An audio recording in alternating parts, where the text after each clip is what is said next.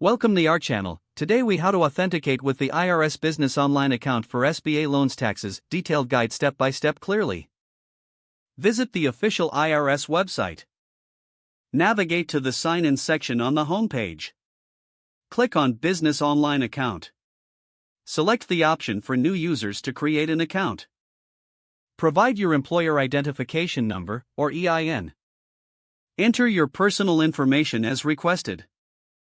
Input your business details, including the legal name and address. Set up your security credentials, including a user ID and password. Choose your security questions and answers for account recovery. Receive a confirmation email from the IRS. Follow the link in the email to verify your account. Log in using your newly created user ID and password. Review the security prompts and authentication methods available. Select your preferred method for two-factor authentication. Complete the two-factor authentication process using your chosen method. Once authenticated, navigate to the dashboard of your business online account.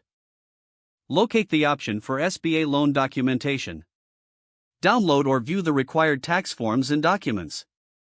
Ensure all requested documentation is accurate and complete. Prepare to submit the information as needed for your SBA loan application. Log out securely from your account once you have finished.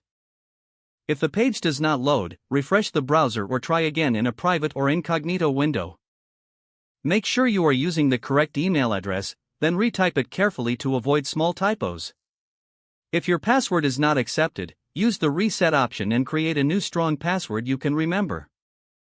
Check your spam folder for verification or security emails, then complete any requested confirmation steps. Enable two-factor authentication if available to improve account security and reduce unauthorized access risk. After signing in, review your profile details so your contact information and settings are accurate and current. If you see an error message, note it down and try again after restarting your device and internet connection.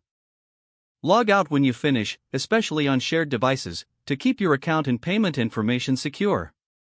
Don't forget to like this video and subscribe to our channel for more step-by-step tech guides.